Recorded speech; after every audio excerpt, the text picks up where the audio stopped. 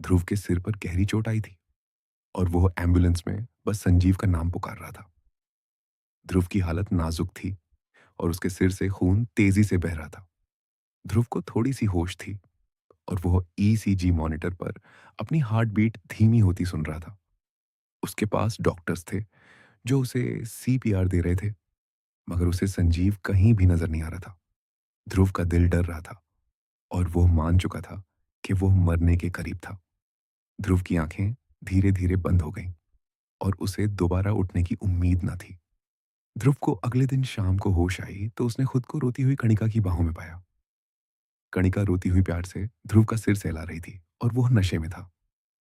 ध्रुव कणिका से बोला, संजीव कहाँ है कणु? कणिका रोते हुए बोली, संजीव नहीं रहा ध्रुव। संजीव तो।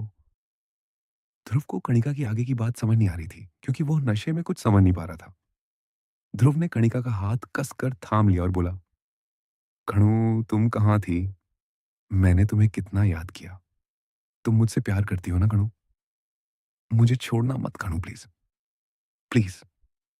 ध्रुव की आवाज धीरे धीरे कमजोर सी हो गई और वो कणिका की बाहों में बेहोश हो गया। 3 दिन बाद जब ध्रुव को होश आई तो उसने धीरे धीरे आंखें खोली और उसने अपने सामने एक डॉक्टर को खड़ा पाया।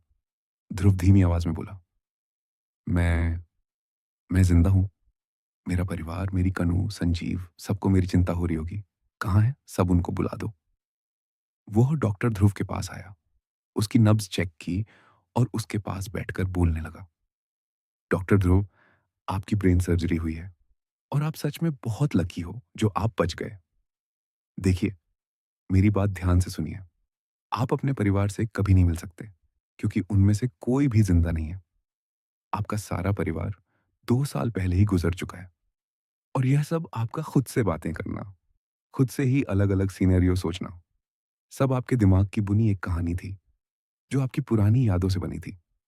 2 साल पहले भी आपका इलाज मैंने ही किया था।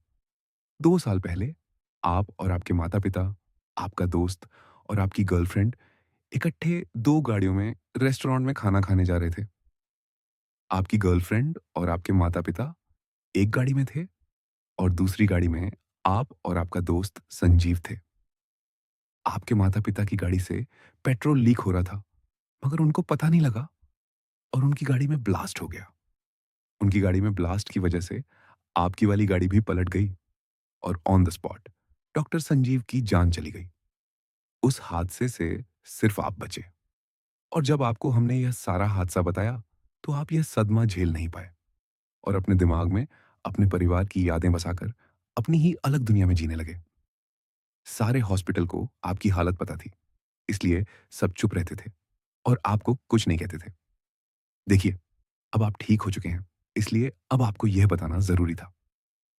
ध्रुव की जैसे एक पल में सारी दुनिया पलट गई और उसकी आंखों में आंसू आ गए।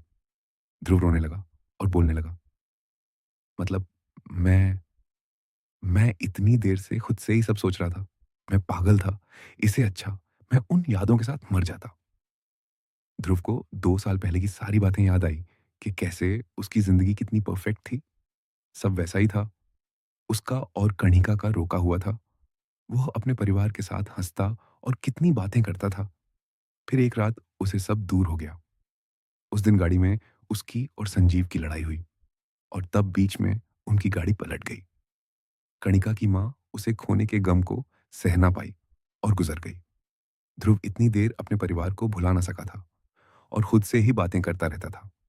ध्रुव बहुत रोया, मानो वो अब जीना नहीं चाहता था। ध्रुव को दिन से शाम हो गई, यही सोचते सोचते कि वो इतना बड़ा पागल कैसे हो सकता था। उसे मानो अपनी सच्चाई से नफरत हो रही थी। शाम को ध्रुव भागकर चिढ़ा हुआ अपने हॉस्पिटल कमरे से निकला और बाहर के अपने सिर को पकड़कर जोर जोर से चिल्लाने लगा, मैं पागल ही ठीक था। मुझे नहीं जीना। मेरा कोई नहीं है।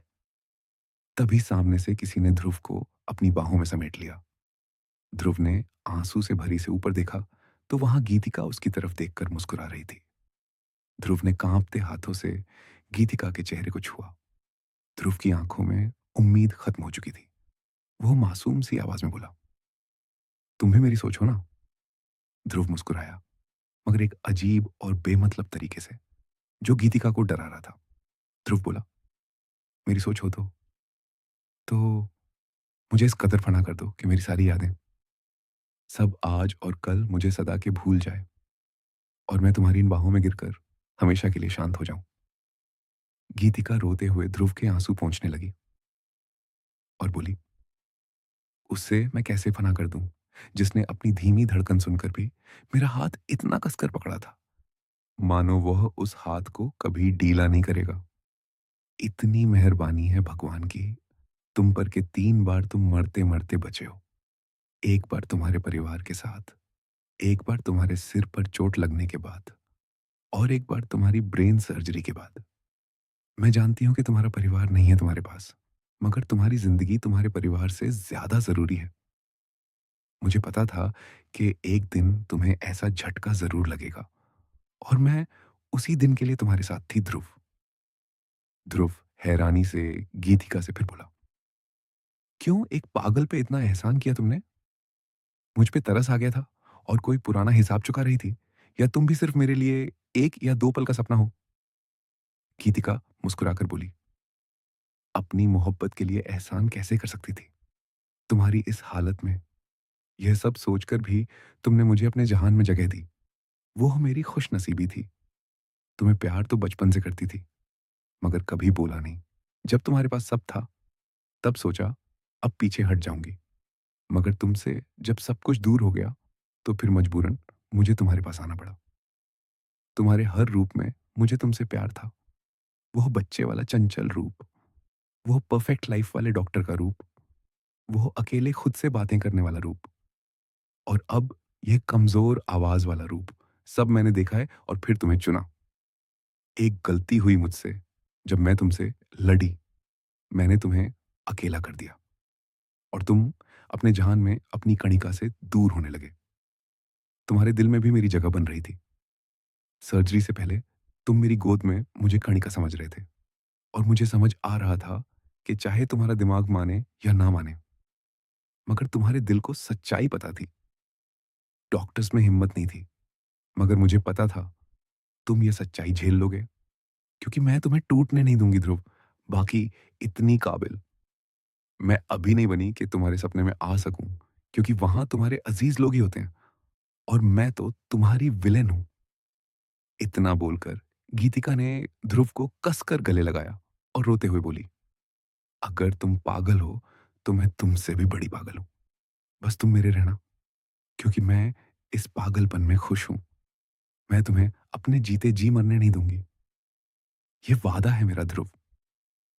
ध्रुव के पास अब कोई शब्द नहीं थे।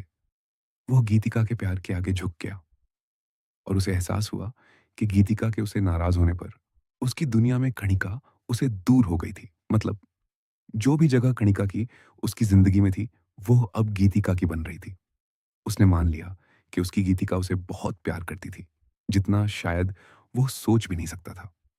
उसका प्यार भी था, मगर गीतिका से कम और अनजान। ध्रुव के चेहरे पे गीतिका को गले लगाने के बाद एक मुस्कान आई, जो इस चीज की गवाह थी कि उसे उसकी जिंदगी को जीने की उम्मीद उस लड़की में दिखी थी, जिसे वो सबसे ज्यादा नफरत करता था। ध्रुव जानता था उसका जीना आसान नहीं होगा, सब सच मानना आसान नहीं होगा, मगर अब इस सफर में उसके पास किसी का साथ था जो उसके लिए काफी था। गीतिका ने ध्रुव को सिर्फ हौसला नहीं दिया, बल्कि खुद से भी प्यार करना सिखाया। अब ध्रुव की परफेक्ट दुनिया छोटी थी, मगर सच थी